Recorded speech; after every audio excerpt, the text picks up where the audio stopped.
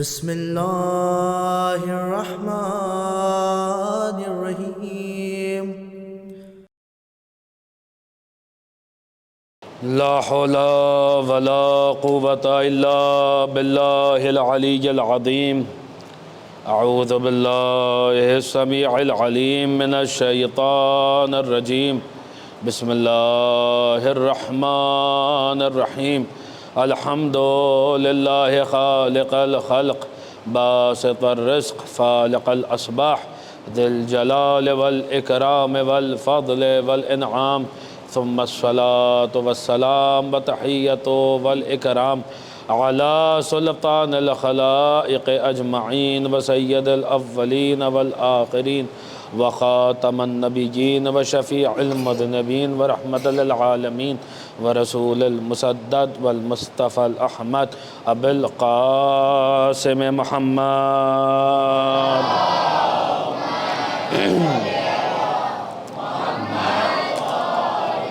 وآلہ الطیبین الطاہرین المعصومین المظلومین المنتجبین المنتخبین المیامین الہادین المہدیین الذین اذهب اللہ عنہم الرجس وطہرہم تطہیرا اللہم صل علی محمد ولا سیما بقیت اللہ فی الارضین روحی وارواح العالمین لتراب مقدمہ فدا ولعنت اللہ علی اعدائہم وغاصب حقوقہم ومنکری فضائلہم ومناقبہم وولایتہم اجمعین من الآن الى یوم الدین القول منی فی جمیع الاشیاء قول آل محمد علیہم الصلاة والسلام فیما سروا وما اعلنوا فیما بلغنی عنہم وما لم یبلغنی اما بعد فقد قال اللہ عز وجل اصحاب الیمین ما اصحاب الیمین صلوات پڑھ دے بر محمد وآل محمد اللہم صلی علی محمد وآل محمد۔ اس مجلس اعزاء کی قبولیت کے لیے، معصومین کی تشریف آوری کے لیے اور اس کی روحانیت میں مزید اضافے کے لیے دل کی گہرائیوں سے ایک بلند ترین صلوات پڑھ دے بر محمد وآل محمد اللہم صلی علی محمد وآل محمد۔ عزیزان گرامی قدر، معزز سامعین، موالیان امیر المؤمنین، عزاداران سرکار سید الشہداء عشرہ محرم الحرام کی یہ تیسری مجلس آپ حضرات سماعت فرما رہے ہیں، جس عنوان پہ مسلسل آپ حضرات سے خطاب ہو رہا ہے وہ عنوان اصحاب امیر المؤمنین کا ہے، اور اس عنوان کے ذریعے یہ ایک چھوٹی سی کوشش ہے ان لوگوں کو یاد کرنے کی، ان شخصیتوں کا ذکر تازہ کرنے کی کہ جنہیں عمومی طور پہ ہمارے معاشرے میں گویا بھلا دیا گیا ہے، جن کا ذکر مجلسوں کے دوران اگر ہوتا بھی ہے تو 5 منٹ 7 منٹ اس سے زیادہ عمومی طور پہ نہیں ہوتا۔ بعض شخصیات وہ ہیں جن کا نام آپ جانتے ہیں، نام جانتے ہیں مگر ان کے صفات نہیں جانتے، ان کے کرامات نہیں جانتے، ان کے مقامات نہیں جانتے، اور ان میں بعض شخصیات وہ ہیں کہ جن کے نام بھی نہیں جانے جاتے، یعنی جن کے نام سے بھی لوگ واقف نہیں ہیں۔ کل نام گزرا تھا، تفصیل انشاءاللہ آئے گی، مثال کے طور پہ حضرت عمرو ابن حماق خزاعی۔ بہرحال عزیزان گرامی ایک صلوات پڑھ دیں آپ حضرات بر محمد وآل محمد صلی علی محمد۔ کل کی ہماری گفتگو دیکھیں، ہماری آواز تو آپ تک سب تک پہنچ رہی ہے نا، بس آواز پہنچ رہی ہے، ایک صلوات پڑھ دیں اور بر محمد وآل محمد اللہم صلی علی محمد وآل محمد۔ کل کی گفتگو ہماری حضرت میثم تمار پہ تھی، اور میثم کی زندگی کو ہم نے سمجھنے کی کوشش کی، میثم کے فضائل، میثم کے مناقب، میثم کے اعجاز، ان کے کرامات، ان کا علم ہم نے جاننے کی کوشش کی کہ میسم جو صرف ایک خاکہ ہمارے دماغ میں بنا ہوا ہے کہ میسم مولا کے فضائل پڑھتے تھے اور اسی وجہ سے انہیں اصولی دے دی گئی، اس خاکے سے ہم تھوڑا باہر نکلنے کی ہم نے کوشش کی کہ میسم کی ذات فقط اتنے میں محدود نہیں، میسم ایک بہت بڑی شخصیت کا نام ہے، اور وہ کل ہم نے آپ کی خدمت میں پیش کیا، اور یہ بھی بات پیش کی کہ میسم ان اصحاب میں سے تھے کہ جنہیں امیر المومنین کی صحابیت کا شرف ملا۔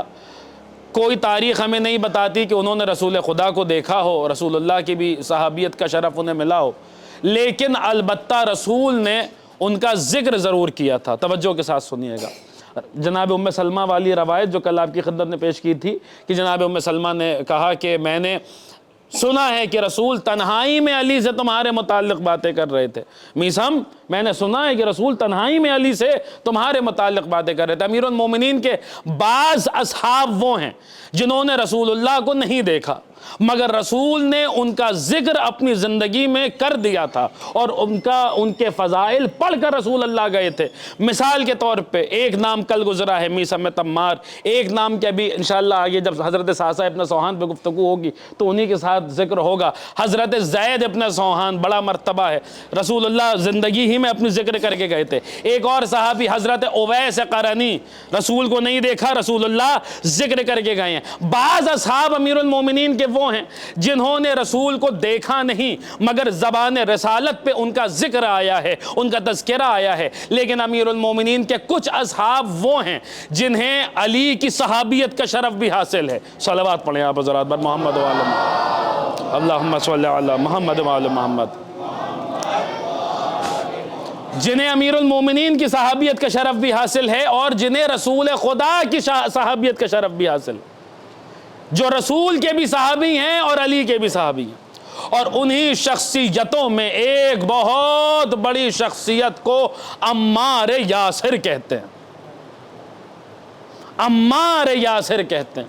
عمار جن کا نام آپ سب نے سنا ہوگا، جو بچے بیٹھے ہیں انہوں نے بھی حضرت عمار کا نام سنا ہوگا، لیکن عمار کی زندگی سے اتنی باتیں سیکھنے کو ملتی ہیں کیونکہ عمار وہ شخصیت ہے۔ سنیے گا عزیزان گرامی، دیکھیے یہ پلر لگے ہوئے ہیں آپ کے سامنے، یہ ستون ہیں، یہ ان ستونوں کا ان پلرز کا کام کیا ہے کہ اگر یہ ہٹا دیے جائیں تو چھت گر جائے گی۔ اسے کہتے ہیں عربی زبان میں رکن۔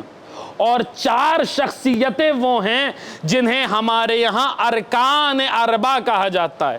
یہ چار ہستیاں وہ ہیں جو ہمارے مذہب اہل بیت کی آئیڈیالوجی کے ستون ہیں، اگر انہیں ہٹا دیا جائے تو پھر یہ چھت گر جائے گی۔ ان چار شخصیات میں کون کون ہیں؟ ان میں سے پہلے سلمان ہیں، دوسرے ابو ذر ہیں، تیسرے مقداد ہیں اور چوتھے عمار ہیں۔ ایک صلوات پڑھ دیں بر محمد و آل محمد،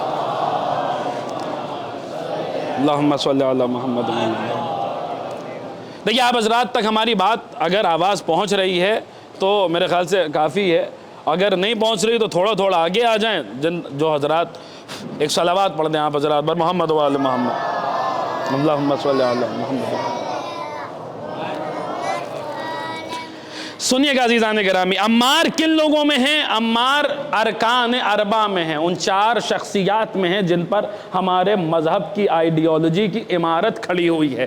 اور سنیے عمار کون ہے؟ عمار ان لوگوں میں سے ہیں، ان شخصیات میں سے۔ دیکھیے اگر میں آپ سے پوچھوں کہ عبادت کیوں کرتے ہیں، اب تھوڑا سا متوجہ ہو جائیے گا اور جملے سنبھالنے کی کوشش کیجیے گا۔ عبادتیں کیوں کرتے ہیں، نماز کیوں پڑھتے ہیں؟ تو آپ کہیں گے صاحب اس لیے پڑھتے ہیں تاکہ جنت میں پہنچ جائیں۔ روزے کیوں رکھتے ہیں؟ اس لیے رکھتے ہیں تاکہ جنت میں چلے جائیں۔ حج پہ کیوں جا رہے ہیں؟ اس لیے جا رہے ہیں تاکہ جنت میں چلے جائیں۔ اور خمس و زکوٰۃ کیوں نکال رہے ہیں؟ محنت سے کمایا اس میں سے 5واں حصہ خمس میں نکال رہے ہیں، کیوں نکال رہے ہیں؟ صاحب تاکہ جنت مل جائے۔ ہر مسلمان چاہتا ہے کہ وہ جنت میں پہنچ جائے، ہر مسلمان جنت کا مشتاق ہے، مگر رسول اللہ کی زبان میں اس کا مفہوم، اس کا خلاصہ یہ ہے کہ ہر بندہ چاہتا ہے کہ جنت میں چلا جائے، ہر آدمی جنت کا مشتاق ہے، مگر جنت 5 ہستیوں کی مشتاق ہے۔ ہر آدمی جنت میں جانا چاہتا ہے اور جنت یہ خواہش رکھتی ہے کہ یہ 5 ہستیاں مجھ میں آ جائیں۔ ہر شخص جنت جانے کا خواہش مند ہے، اور جنت ان 5 لوگوں کو اپنے پاس بلانے کی خواہش مند ہے۔ ان 5 میں سے ایک کو عمار یاسر کہتے ہیں، ان 5 میں سے ایک کو عمار یاسر کہتے ہیں۔ 4 میں سے ایک عمار، 4 پلر ہیں، ان میں سے ایک عمار۔ 5 وہ ہیں کہ جو سب جنت کے مشتاق ہیں، جنت ان کی مشتاق ہے، ان 5 میں سے ایک عمار۔ اب ایک قدم اور آگے بڑھتا ہوں، اور خدا کے لیے لفظ سنبھالنے کی کوشش کیجئے گا، پوری توجہ کے ساتھ سنیے گا۔ کل آپ نے سنا کہ مولا نے فرمایا میں اپنا راز زمین میں دفن کر دیتا ہوں، اسی وجہ سے جو کچھ رزق اگ رہا ہے وہ اگ رہا ہے۔ بات اور آگے بڑھی، معصوم کے لفظوں میں حدیث ہمارے پاس موجود ہے، جس کا مفہوم، جس کا خلاصہ یہ ہے کہ جو کچھ رزق زمین سے اگ رہا ہے اور جتنا پانی آسمان سے برس رہا ہے، وہ 7 لوگوں کی وجہ سے برس رہا ہے۔ سنیے گا عزیزان گرامی، خدا کے لیے تھوڑا سا بیدار ہو کے سنیے گا، وہ 7 لوگوں کی وجہ سے برس رہا ہے۔ زمین سے جو رزق اگ رہا ہے وہ ان 7 شخصیتوں کی برکت سے زمین سے رزق اگ رہا ہے۔ یہ 7 لوگ کون ہیں؟ تو جواب ملا، یہ 7 لوگ وہ ہیں جنہیں جناب سیدہ کے جنازے میں شامل ہونے کی سعادت حاصل ہوئی ہے، جو جناب زہرا کے جنازے میں شامل تھے، جو 7 افراد جناب سیدہ کی تشییع جنازہ میں شامل تھے۔ اللہ اکبر، ان 4 میں سے وہ 4 پلر، ان 4 میں سے ایک عمار، وہ 5 جن کی جنت مشتاق ہے، ان 5 میں سے ایک عمار، اور زمین سے جن کی وجہ سے رزق اگتا ہے اور آسمان سے جن کی وجہ سے پانی برستا ہے، وہ 7 ہیں۔ ان 4 میں سے ایک بھی عمار ہیں، ان 5 میں سے ایک بھی عمار ہیں، اور ان 7 میں ایک عمار یاسر ہیں۔ ایک صلوات پڑھ دیں بر محمد و آل محمد۔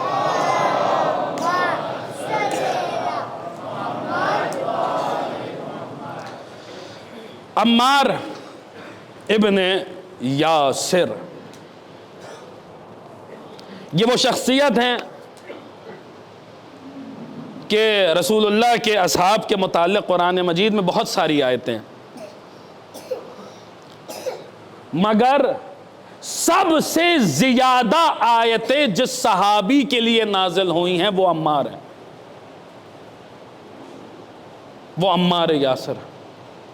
اور شرف یہ ہے کہ جن لوگوں نے سب سے پہلے اسلام قبول کیا ہے، جنہیں سابقین کہا جاتا ہے، ان سابقین میں سے ایک عمار ہیں۔ اور اس اسلام قبول کرنے کی داستان بھی بڑی عجیب و غریب ہے۔ عمار کے والد حضرت یاسر صحابی رسول ہے۔ یاسر 4 بھائی تھے۔ کتنے بھائی تھے؟ 4 بھائی تھے۔ یاسر 4 بھائی تھے، یاسر، مالک، حارث، اور ایک بھائی کا نام تاریخ میں نہیں ملتا۔ یہ چوتھے بھائی گم ہو گئے تھے، ماں نے حکم دیا کہ پورے عرب میں بھائی کو ڈھونڈو، بھائی کو لے کر آؤ۔ یہ لوگ یمن کے رہنے والے تھے۔ یمن بڑی زرخیز زمین ہے مولا کے چاہنے والوں کے لیے، کل بھی تھی اور آج بھی ہے، اور حضرت حجت کے ظہور سے پہلے پھر سے ہونا ہے اسے زرخیز زمین۔ وہ یمانی اسی یمن سے آئے گا۔ تو بہرحال عزیزان گرامی، یمن سے ان کا تعلق تھا۔ ماں نے حکم دیا، تینوں بھائی چوتھے بھائی کو ڈھونڈنے کے لیے یمن سے چلے۔ ڈھونڈتے ڈھونڈتے مکے پہنچے۔ مکے پہنچے تو باقی بہت جلدی آگے بڑھ رہا ہوں کیونکہ باتیں بہت ساری رہ جاتی ہیں۔ مکے پہنچے تو باقی بھائیوں نے کہا کہ اب ہم کتنا ڈھونڈیں گے، نہیں مل رہا ہے، چلتے ہیں، واپس چلتے ہیں۔ مگر جناب یاسر نے، ان کو مکہ راس آ گیا، ان کا میں یہیں مکے میں رہوں گا۔ باقی بھائی چلے گئے، یاسر مکے ہی میں رک گئے۔ اس وقت مکے کا دستور یہ تھا کہ کوئی بھی مکے میں رک نہیں سکتا تھا جب تک قریش میں سے کوئی ایک شخص اسے امان نہ دے، اسے پناہ نہ دے۔ تو قریش میں سے ایک شخص تھے جن کا نام تھا ابو حذیفہ، جن کا تعلق تھا قبیلہ بنی مخزوم سے۔ انہوں نے عمار کو پناہ دی اور اپنے گھر میں روکا، اپنے قبیلے میں روکا۔ عمار ان کے یہاں رہنے لگے، اور ان کے یہاں جو بھی کام وام ہوتا تھا وہ حضرت یاسر، عمار یاسر کے والد حضرت یاسر وہیں رک گئے، اور وہاں پہ وہ کرتے تھے۔ تو ان کی ایک کنیز تھی جس کا نام سمیہ تھا۔ غور سے سنیے گا، یہ نام یاد رکھیے گا، جن کا نام کیا تھا؟ سمیہ تھا۔ سمیہ تاریخ اسلام کی پہلی شہیدہ حضرت سمیہ ہیں، جناب عمار کی والدہ، یعنی پہلی خاتون، پہلی عورت جس نے اپنا خون راہ اسلام میں دیا ہے وہ جناب عمار کی ماں جناب سمیہ ہیں۔ یہی سمیہ جو ابو حذیفہ کی ایک کنیز تھی۔ جب یاسر وہاں رہنے لگے تو ہوا کہ بھئی یہیں گھر بسا لو، یہیں پہ رہنے لگو، تو عقد کر دیا گیا سمیہ سے جناب یاسر کا۔ اس عقد کے عوض 3 بھائی پیدا ہوئے، ایک کا نام عبداللہ تھا، ایک کا نام عمار تھا، اور ایک کا نام جو ہے وہ تاریخ میں اس میں بھی یہاں پہ نہیں ملتا، کیونکہ ان کا انتقال اسلام کے ظہور سے پہلے ہی ہو گیا تھا، کسی نے قتل کر دیا تھا۔ بہرحال 2 بھائی عبداللہ اور عمار بچے۔ عمار کو اکثر قریش طعنہ دیا کرتے تھے کہ اے سیاہ عورت کے بیٹے، اے کنیز کے بیٹے، جبکہ جناب عمار کے باپ غلام نہیں تھے، یاسر غلام نہیں تھے، لیکن چونکہ ماں کنیز تھی لہٰذا لوگ طعنے دیا کرتے تھے، اے کنیز کے بیٹے، اے کنیز کے بیٹے۔ جناب عمار وہ طعنے سنتے رہے۔ ایک دن ایسا آیا کہ جناب عمار کو کسی نے کہا کہ بنی ہاشم میں ایک جوان ہے جس نے اعلان کیا ہے کہ نہ گورے کو سفید پر فضیلت حاصل ہے، نہ گورے کو کالے پہ فضیلت حاصل ہے، نہ آزاد کو غلام پہ فضیلت حاصل ہے۔ انما اکرمکم عند اللہ اتقاکم، اللہ کے نزدیک جو زیادہ تقوی والا ہے وہ زیادہ عزت والا ہے۔ اس اعلان نے عمار کو اس شخصیت کی جانب کھینچا۔ عمار اس شخصیت کی بارگاہ میں آئے تو دیکھا کہ کیا چہرہ ہے اور کیا حسن و جمال ہے۔ عمار اس شخصیت کی جانب اٹریکٹ ہونے لگے، کھچنے لگے۔ عزیزان گرامی پوچھا یہ کون ہے؟ تو جواب ملا یہ حضرت عبداللہ کے لال، جناب آمنہ کے نور نظر، حضرت محمد مصطفیٰ صلی اللہ علیہ وآلہ وسلم۔ اللہم صلی اللہ۔ اب جلدی جلدی سنیے گا۔ عمار کے دل میں جب انہوں نے سنا رسول اللہ سے قرآن کی آیتیں سنی، بس چند آیتیں سنی ہی تھی حضرت عمار نے کہ فوراً اسلام کا اظہار کر دیا، رسول اللہ مجھے کلمہ پڑھائیے۔ لکھنے والوں نے شیعہ سنی سب متفق ہیں کہ شروع میں ایک دم شروع میں جب اسلام ابھی اپنے پیروں پہ چلنا شروع ہوا تھا، اس وقت جو لوگ ایمان لائے تھے ان میں سے ایک عمار یاسر، اور عمار نے ایمان قبول کیا اور قبول کر کے گھر گئے، کیونکہ بار بار طعنے سنتے تھے۔ گھر پہنچے، اپنے باپ سے کہا، اپنی ماں سے کہا، اپنے بھائی سے کہا کہ ہم تو قریش سے، عرب سے طعنے سنتے ہیں کہ اے کنیز کے بیٹے، اے کالی عورت کے، سیاہ فام عورت کے بیٹے، ہم طعنے سنتے ہیں یہ نبی ہے جو کہہ رہا ہے کہ گورے کو کالے پہ کوئی فضیلت حاصل نہیں، عرب کو عجم پہ کوئی فضیلت حاصل نہیں، آزاد کو غلام پہ کوئی فضیلت حاصل نہیں۔ اور اس کا پیغام کتنا خوبصورت ہے، اس کا دین کتنا حسین ہے، اس کی کتاب کتنی حسین ہے، جو آیتیں یہ تلاوت کرتا ہے وہ کتنی حسین ہے۔ باپ نے کہا مجھے بھی اس کی خدمت میں لے چلو۔ یہ جناب یاسر کو لے کر آئے، جناب یاسر نے بھی چند آیتیں سنی، فوراً ایمان لے آئے۔ جناب سمیہ نے چند آیتیں سنی، فوراً ایمان لے آئیں۔ جناب عمار کے بھائی حضرت عبداللہ نے چند آیتیں سنی، فوراً ایمان لے آئے۔ جناب عمار کا گھر بنی ہاشم کے علاوہ، رسول اللہ کے گھر کے علاوہ، امیر المومنین کے گھر کے علاوہ وہ پہلا گھر بنا جہاں پورا کا پورا گھر ایمان لے آیا، جہاں باپ بھی مسلمان تھا، جہاں بیٹا بھی مسلمان تھا، جہاں ماں بھی مسلمان تھی، جہاں بھائی بھی مسلمان تھا۔ اور یہ سارے کے سارے جب ایمان لے آئے تو ایمان میں اتنے پختہ کہ اپنے ایمان کو چھپا کے نہیں رکھتے تھے، گھر میں بیٹھ کے نہیں رہتے تھے، گھر میں خاموش نہیں بیٹھتے تھے۔ وہ زمانہ وہ تھا جہاں مسلمان بن جانے کا مطلب موت تھا، جہاں مسلمان بن جانے کا مطلب ذلت تھا، جہاں اسلام قبول کر لینے کا مطلب بوائیکاٹ پورے معاشرے سے کٹ جانا تھا۔ مگر یہ جناب یاسر تھے، جناب سمیہ تھی، جناب عبداللہ تھے، جناب عمار تھے، اس زمانے میں جہاں بوائیکاٹ ہو رہا تھا ان لوگوں کا جو کلمہ پڑھ رہے تھے، اس زمانے میں یہ مکے کی گلیوں میں نکلتے تھے اور نکل کے کہتے تھے جیسا ہمارا دین ہے ویسا کسی کا دین نہیں، جیسا ہمارا نبی ہے ویسا کسی کا نبی نہیں، جیسی ہماری کتاب ہے ویسی کسی کی کتاب نہیں۔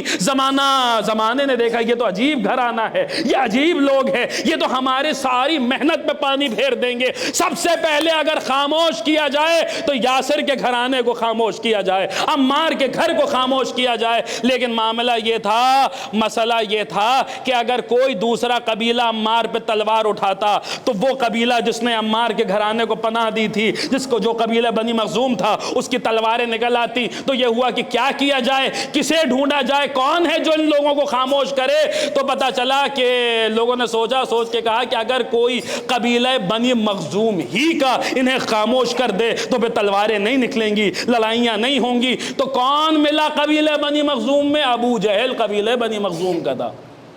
ابو جہل کا تعلق قبیلہ بنی مخزوم سے تھا۔ کہا ابو جہل تم یہ کام کر سکتے ہو، یاسر کو خاموش کرو، سمیہ کو خاموش کرو، عمار کو خاموش کرو۔ عزیزان گرامی، اس کے بعد ابو جہل نے جو اس گھرانے پہ ظلم ڈھائے ہیں وہ آپ اگر میں مکمل پڑھ دوں تو میں پڑھ نہیں پاؤں گا اور آپ سن بھی نہیں پائیں گے، میں صرف اشارے دے رہا ہوں۔ سب سے پہلے کہا کہ جو ہے ہمارے خداؤں کو جو برا بھلا کہتے ہو یہ بند کر دو۔ جس رسول کا تم کلمہ پڑھتے ہو اس کی تعریف ہمارے سامنے نہ کرو، کیونکہ یہ تو نہیں ہو سکتا۔ جو دین جیسا دین ہمارا ہے ویسا کس کا دین ہے، جیسا خدا ہمارا ہے ویسا کس کا خدا ہے، جیسا نبی ہمارا ہے ویسا نبی کس کا ہے۔ کہا جب یہ خاموش نہیں ہو رہے تو پہلا ظلم یہ کیا کہ ان کے گھر میں آگ لگا دی۔ اب جملہ سنبھالیے گا اور پوری توجہ کے ساتھ سنیے گا، آخری آدمی تک پوری توجہ کے ساتھ سنیے گا۔ جناب عمار کے گھر میں آگ لگا دی، آگ لگا دی، آگ لگا دی۔ اب سمجھ میں آیا ہر زمانے کے ظالم کا یہ طریقہ رہا ہے کہ جب وہ اپنے ہدف میں کامیاب نہیں ہو پاتا ہے تو گھر میں آگ لگا دیتا ہے۔ ایک صلوات پڑھ دیں آپ حضرات بر محمد و آلہ۔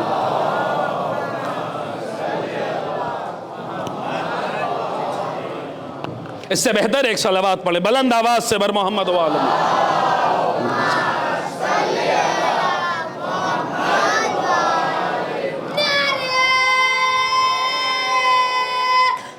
حیدری یا علی یا علی۔ دیکھیے موضوع تھوڑا خشک تو ہے، تاریخ کا موضوع ہے، اسے آپ یوں سنتے چلیے اور ہم آپ کو سناتے رہیں گے، لیکن انشاءاللہ اس میں اتنی باتیں ملیں گی آپ حضرات کو، بزرگ مجھ سے بہتر جانتے ہیں، میں اپنے نوجوان بھائیوں کے لیے عرض کر رہا ہوں، اپنے چھوٹے بھائیوں کے لیے عرض کر رہا ہوں، اتنی باتیں انشاءاللہ انہیں ملیں گی کہ پھر وہ دعاؤں سے نوازیں گے۔ پوری توجہ کے ساتھ سنیے گا عزیزان گرامی۔ گھر میں آگ لگا دی، پھر کیا کیا؟ اس کے باوجود جب یہ چپ نہیں ہوئے، انہیں اس جگہ لے کر آئے جہاں پر غلاموں کو اذیتیں دی جاتی تھی۔ کیسی کیسی اذیتیں دی گئی ہیں خاندان عمار کو، سنیں گے آپ۔ مکمل طور پہ تو نہیں پڑھ سکتا میں، بہت سخت روایات ہیں۔ اسی میدان پہ ایک طرف بلال تھے، بلال جنہیں جلتی ہوئی ریت پہ لٹا کے ان کے سینے پہ وزنی پتھر رکھا جا رہا تھا۔ اسی میدان میں دوسری طرف جناب یاسر تھے، حضرت عمار کے والد، جلتی ہوئی ریت پہ لٹا کے سینے پہ وزنی پتھر رکھا جا رہا تھا۔ آپ ذرا تصور کیجئے، جلتی ہوئی ریت، عرب کی گرمی، اس میں جلتی ہوئی ریت پہ لٹا کے سینے پہ اتنا بھاری پتھر رکھا جا رہا ہے اور سوچا جا رہا ہے کہ اب تو ان کا دم گھٹ رہا ہوگا، مگر اس کے باوجود یہ عمار کا گھرانہ تھا جس کی زبان پہ ہر وقت احد احد احد، لا الہ الا اللہ، لا الہ الا اللہ، لا الہ الا اللہ تھا۔ یہی بے بات تمام نہیں ہوئی، بلکہ لوہے کی زرہیں پہنا کے جلتی ہوئی دھوپ میں کھڑا کر دیا گیا اور یہ سوچا گیا کہ اب تو ان کا دماغ ابل آئے گا۔ مارتے نہیں تھے، قتل نہیں کرتے تھے، اس لیے ابو جہل یہ سوچتا تھا کہ مجھے ان کی زبان سے وہ کہلوانا ہے جو میں کہلوانا چاہتا ہوں، یہ مر جائیں گے تو وہ کیسے بولیں گے۔ قتل نہیں ہونے دیتا تھا ابو جہل۔ وہ کیا کرتا تھا، اس نے بڑی بڑی مشک بنوائی، بڑی بڑی مشک ڈلوائی، اس میں پانی بھر کے جناب یاسر کو اس مشکیزے میں ڈال دیتا تھا اور اتنی دیر کہ ان کا دم گھٹ جاتا تھا، جب پیٹ میں پانی چلا جاتا تھا تو مشکیزہ کھول دیا جاتا تھا، یاسر باہر آ جاتے تھے، ان کے پیٹ کو دبا کے پھر ان کے منہ سے پانی باہر نکالا جاتا۔ مرنا نہیں ہے، مارنا نہیں ہے، پہلے وہ کہو جو ہم کہلوانا چاہ رہے ہیں، مگر یاسر ہے اور جناب سمیہ ہے اور جناب عبداللہ ہے اور جناب عمار ہیں، جن کی زبان پہ ہر لمحہ ہر لحظہ یہی جملہ ہے، لا الہ الا اللہ، لا الہ الا اللہ۔ رسول اللہ کا گزر ہوا، رسول نے یہ ظلم دیکھے اور یہ ظلم دیکھ کر بار بار رسول نے کہا آل یاسر جنت میں تمہارا مکان تیار ہے، اے یاسر کی اولاد صبر کرو، جنت میں تمہارا مقام تیار ہے۔ عزیزان گرامی، ظلم اس حد تک بڑھا آپ تصور نہیں کر سکتے۔ جناب یاسر کے ایک پیر میں رسی باندھی گئی، دوسرے پیر میں رسی باندھی گئی اور رسی کے سرے 2 اونٹوں میں باندھ دیے گئے، اور دونوں اونٹوں کو دو مختلف سمتوں میں کھڑا کر دیا گیا۔ یاسر وہ کہو جو ہم کہلوانا چاہتے ہیں، نہیں تو اونٹ دوڑا دیے جائیں گے۔ عمار سامنے کھڑے ہوئے ہیں اور عمار سے کہا جا رہا وہ کہو جو ہم کہلوانا چاہتے ہیں۔ کتنا سخت لمحہ ہے، آپ اس بات کو تصور کیجئے، خاموشی سے سنیے لیکن یہ بات محسوس کیجئے۔ یہ کوئی عام بات ہے، دونوں پیروں میں رسی ہے، 2 اونٹ ہے جن میں باندھا گیا ہے، اور کہا جا رہا ہے 2 مختلف صورتوں میں 2 مختلف سمتوں میں کھینچا جائے گا۔ جناب یاسر خاموش ہیں، اونٹ دوڑا دیے گئے، یاسر 2 حصوں میں تقسیم ہو گئے۔ عمار دیکھ رہے ہیں، یاسر کی شہادت ہو گئی، اس کے بعد جناب سمیہ ہیں، ان کی ماں، اور ان کی شہادت تو بہت زیادہ دردناک شہادت ہے، جناب سمیہ کو بھی شہید کر دیا گیا۔ تاریخ اسلام میں سب سے پہلی خاتون جس نے جام شہادت نوش فرمایا ہے وہ جناب عمار کی ماں حضرت سمیہ ہے۔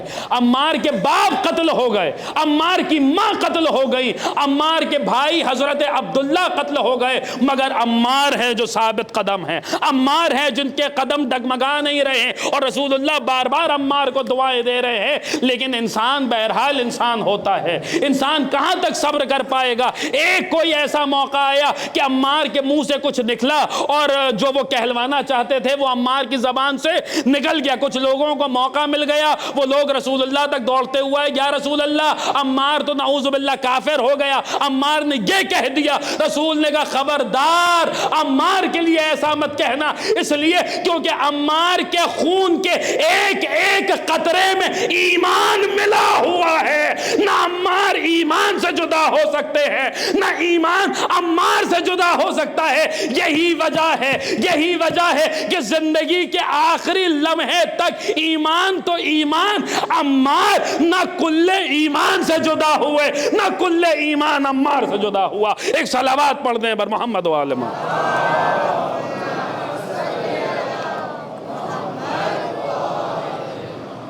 عمار کے خون کے ایک ایک قطرے میں ایمان شامل ہے۔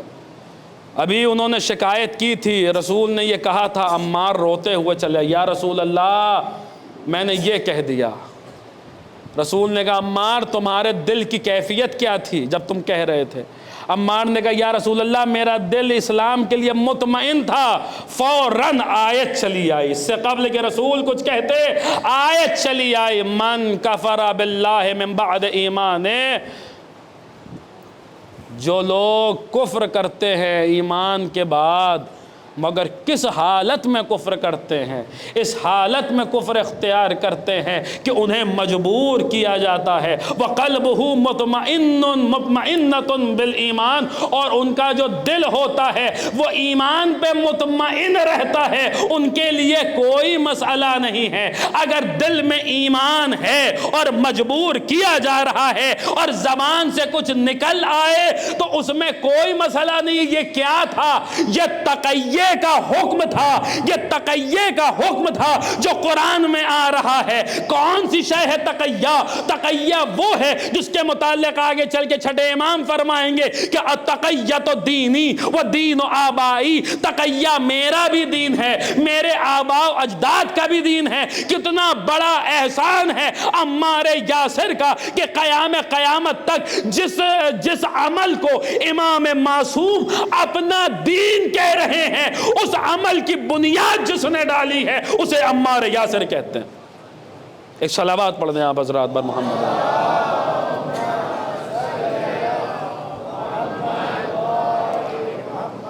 تک یا علی یا علی یا علی، ایک صلوات پڑھ دیں آپ حضرات بر محمد۔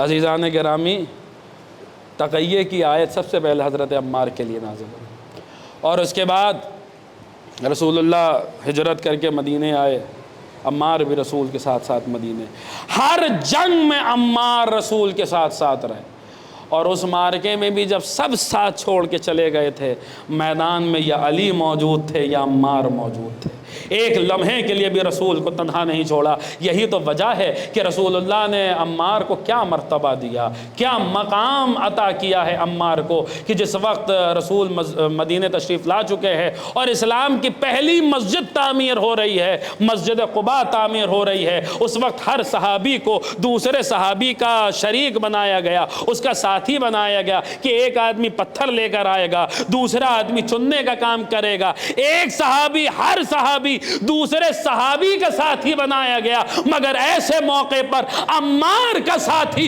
اسے بنایا گیا جو کل ایمان تھا، عمار کا ساتھی اسے بنایا گیا جو مرد میدان تھا، عمار کا ساتھی کسے بنایا گیا؟ امیر المومنین، امام المتقین، غالب علی کل غالب، علی ابن ابی طالب عمار کے ساتھی تھے۔ علی پتھر لاتے تھے، عمار دیوار چنتے جاتے تھے۔ ایک صلوات پڑھ دے بر محمد و آل محمد۔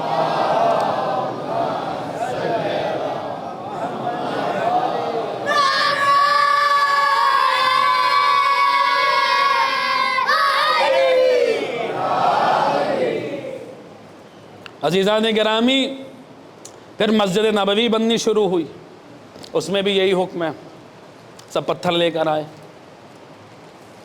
عمار رسول اللہ سے سن میں بڑے تھے، انہوں نے دیکھا کہ رسول پتھر لا رہے ہیں، فوراً آگے بڑھے، رسول اللہ آپ پتھر لے کے نہ آئیے۔ ہر صحابی ایک ایک پتھر اٹھا کے لا رہا ہے، عمار کے ہاتھوں میں دو دو پتھر ہیں، کہہ رہے ہیں کہ ایک پتھر میری طرف سے ہے، ایک پتھر رسول اللہ کی طرف سے۔ رسول آگے بڑھتے ہیں، اور آگے بڑھنے کے بعد اپنے ہاتھوں سے، اللہ اکبر، اپنے ہاتھوں سے عمار کے پسینے کو صاف کرتے ہیں، اور عمار کے چہرے سے گرد و غبار کو جو ہے وہ دور کرتے ہیں۔ اور اس موقع پر رسول اللہ نے پہلی دفعہ یہ حدیث ارشاد فرمائی، اور یہ حدیث آپ سب کو یاد ہونی چاہیے، اس لیے کہ ہمارے مذہب کے حجج میں سے ایک حجت یہ حدیث مبارکہ ہے، جو صحیح بخاری میں بھی موجود ہے، کہ جب عمار دو دو پتھر لا رہے تھے تو رسول اللہ نے پہلی مرتبہ اس موقع پر کہا، اور اس کے بعد کئی مقامات پہ کہا ہے، رسول نے یہی جملے ارشاد فرمائے۔ رسول پسینہ صاف کرتے جاتے تھے اور کہتے جاتے تھے، اے سمیہ کے بیٹے، اس وقت تیرا کیا حال ہوگا جب ایک باغی گروہ تجھے قتل کرے گا، جب ایک باغی گروہ، فئۃ الباغیہ، جب ایک باغی گروہ تجھے قتل کرے گا، تو ان کو جنت کی طرف بلا رہا ہوگا اور وہ تجھے دوزخ کی طرف بلا رہے ہوں گے۔ اب تاریخ میں دیکھا جائے گا کہ وہ کون سا گروہ تھا جس نے عمار کو قتل کیا، وہ کون سے لوگ تھے جن کے ہاتھوں پہ عمار کا خون تھا۔ عزیزان گرامی، رسول نے فیصلہ کر دیا کہ جس معرکے میں بھی، صرف یہی نہیں بلکہ جب ایک بہت بڑی شخصیت سے اختلاف ہوا جن کا نام نہیں لیا جا سکتا، جو ان لوگوں میں سے ہے جن کا نام نہیں لیا جا سکتا، جب ایک بڑی شخصیت سے اختلاف ہوا تو رسول اللہ نے فیصلہ کن جملہ کہا حق عمار کے ساتھ ہے، عمار حق کے ساتھ ہے۔ امیر المومنین کا کرم دیکھیے، اہل بیت کا کرم دیکھیے کہ انہوں نے اپنے غلاموں کو اپنے فضائل میں شامل کر لیا۔ حق عمار کے ساتھ ہے، عمار حق کے ساتھ ہے۔ فرما رہے ہیں کہ عمار تمہیں ایک باغی گروہ قتل کرے گا، یعنی جس میدان میں عمار ہوں اس میدان میں حق عمار کے ساتھ ہوگا، جس مارکے میں عمار ہوں اس مارکے میں حق عمار کے ساتھ ہوگا، جس جنگ میں عمار ہوں اس جنگ میں حق عمار کے ساتھ ہوگا۔ لوگ آج بھی یہ سوچنے صاحب صفین میں یہ بھی حق پہ تھے اور وہ بھی حق پہ تھے، جمل کے میدان میں یہ بھی حق پہ اور وہ بھی حق پہ۔ رسول نے فیصلہ کر دیا کون آ رہا ہے کس کے مقابلے میں یہ نہیں دیکھا جائے گا، یہ دیکھو عمار کس کی فوج میں شامل ہے، یہ دیکھو عمار کس کی رکاب میں تلوار چلا رہا ہے۔ ہر میدان میں عزیزان گرامی کی، اسی لیے ہمارے مذہب کے حجتوں میں سے اور حجج میں سے ایک حجج ہے کیونکہ عمار کے ساتھ حق ہے، یہ رسول کی حدیث ہے، اور عمار کو ایک باغی گروہ قتل کرے گا، یہ رسول کی حدیث ہے۔ عجیب بات یہ ہے اس کے باوجود لوگ بحثیں کرتے ہیں کہ کون حق پہ تھا اور کس سے خطا اجتہادی ہو گئی۔ دیکھو تو کہ جمل کے میدان میں بھی عمار علی کی طرف ہے اور صفین کے میدان میں بھی عمار علی کی طرف ہے، یعنی وہی بات ہے کہ نہ علی حق سے جدا ہو سکتے ہیں نہ عمار حق سے جدا ہو سکتے ہیں، لہٰذا ہر میدان پہ عمار علی کے ساتھ ملیں گے، علی عمار کے ساتھ ملیں گے۔ ایک صلوات پڑھ دیں بر محمد و آل محمد۔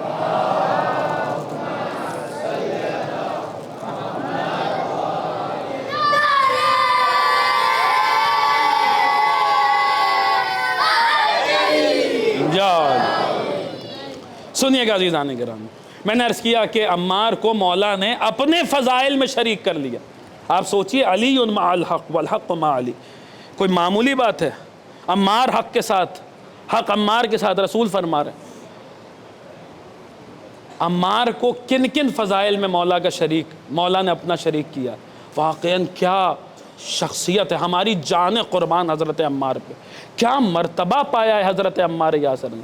ہم ان کا کیا قصیدہ پڑھیں گے، ہم ان کا کیا ذکر کریں گے۔ ہمارے آپ کے دوسرے امام، امام حسن مجتبیٰ علیہ السلام، اللہم صلی علی محمد، جناب عمار کے فضائل پڑھ رہے ہیں اور کیا کہہ رہے ہیں امام۔ ابھی آپ نے پرسوں جب جناب قمبر کی مجلس ہوئی تھی ان کے اوپر ذکر ہوا تو آپ نے سنا جناب قمبر نے کیا، مولایا من ضرب بسیفین وطعن برمحین وصلی القبلتین وبایع البیعتین، یہی سنا تھا نا، میں اس کا غلام ہوں جس نے دو تلواروں سے جنگ لڑی ہے، جس نے دو نیزوں سے نیزہ برداری کی ہے، جس نے دونوں قبلوں کی طرف نماز پڑھی ہے، جس نے 2 مرتبہ ہجرت کی ہے۔ امام فرما رہے اس کا مفہوم، اس کا خلاصہ یہ کہ عمار نے 2 تلواروں سے جنگ لڑی ہے، علی نے بھی 2 تلواروں سے، آپ سوچیے کتنا بڑا مرتبہ ہے۔ امیر المومنین نے بھی 2 تلواروں سے جنگ کی، کہا جا رہا ہے عمار نے بھی 2 تلواروں سے جنگ کی ہے۔ کس موقع پہ 2 تلواروں سے جنگ کی ہے ابھی انشاءاللہ آگے آئے گا، جب جناب عمار کی شہادت پڑھوں گا تو آئے گا کس موقع پہ 2 تلواروں سے جنگ کی ہے۔ پھر مولا فرماتے عمار نے 2 مرتبہ ہجرت کی ہے، پھر فرماتے عمار نے دونوں قبلوں کی طرف نماز پڑھی ہے۔ اللہ اکبر، عمار نے۔ اور یہ بھی عجیب معاملہ ہے کہ جس وقت قبلہ تبدیل ہوا، یعنی بیت المقدس سے جب خانہ کعبہ کی طرف رسول اللہ کو مڑنے کا حکم ہوا، جس آیت یعنی جس نماز میں یہ حکم آیا، رسول کے پیچھے امیر المومنین بھی نماز پڑھ رہے تھے اور جناب عمار بھی اس وقت نماز پڑھ رہے تھے اور مسجد اصحاب سے پر تھی، مگر اس کے باوجود جب تحویل قبلہ کا حکم آیا، جب تبدیل قبلہ کا حکم آیا، جب قبلہ بدلنے کا حکم آیا، تو جس وقت رسول اللہ نے اپنا چہرہ مکہ معظمہ کی طرف کیا ہے تو سارے صحابہ ایک طرف تھے، مگر اس موقع پر بھی رسول کے ساتھ ساتھ قبلہ بدلنے والی 2 ہی شخصیتیں تھی، یا علی تھے یا عمار تھے۔ ایک صلوات پڑھ دیں پر محمد و آل محمد، اللہم صلی اللہ علیہ وسلم۔ اور سنیے امام کیا فرما رہے ہیں۔ عمار نے دونوں قبلوں کی طرف نماز پڑھی، فرماتے ہیں عمار وہ ہیں جنہوں نے جن سے جنگ کی ہے، قوم جنات میں سے ایک جن سے لڑے ہیں عمار۔ یہ بھی امیر المومنین کے فضیلت کے ایک دم ساتھ ساتھ حضرت عمار یاسر کی فضیلت نہیں، امیر المومنین تک تو کوئی پہنچ ہی نہیں سکتا۔ مولا خود نہج البلاغہ میں فرماتے ہیں میری بلندی، مفہوم اس کا یہ، میری بلندی تک کوئی طائرہ فکر نہیں پہنچ سکتا، کوئی تفکر کا پرندہ علی کی عظمتوں کو نہیں پا سکتا۔ علی تو علی ہے، مگر علی کی صحبت نے عمار کو کتنا بلند کر دیا کہ عمار نے بھی جن سے جنگ لڑی ہے، جنات میں سے ایک جن سے جنگ لڑی ہے، اور امیر المومنین خود فرماتے ہیں انا قاتل الجان، میں جنات کا قاتل ہوں۔ عزیزان گرامی، اس میں بھی دونوں کی بڑی مماثلت ہے، وہ جلدی جلدی سن لیجئے کیا مماثلت ہے۔ ایک مرتبہ رسول اللہ نے عمار کو کسی کام سے بھیجا، عمار جا تو رہے اور راستے میں ایک ہولناک شخص ملے گا۔ عمار نے کہا ٹھیک ہے کوئی بات نہیں رسول اللہ، آپ کا حکم ہے، میں چلا جاتا ہوں۔ عمار چلے گئے، ایک ہولناک چہرہ دیکھتے ہی روح فنا ہو جانے والا چہرہ عمار کے سامنے آیا۔ کہاں؟ رسول نے ایک کام سے بھیجا ہے۔ کون سے رسول؟ سرکار کا نام لیا فلاں۔ اس نے کچھ گستاخی کی، عمار نے فوراً تلوار نکالی۔ اب دیکھیے انسان کبھی جن سے لڑ نہیں سکتا، یہ ایک فطری بات ہے، لیکن جب ایمان کی طاقت انسان کے ہاتھ لگتی ہے، جب انسان کے ہاتھ ایمان کی طاقت لگ جاتی ہے تو پھر وہی انسان کائنات کی ہر مخلوق پہ غالب ہو جاتا ہے۔ عمار کے ہاتھ میں ایسی تلوار تھی، کچھ ایسی خصوصیت تھی کہ وہ جن دو دو چار ہو گیا، ایسا بھاگا۔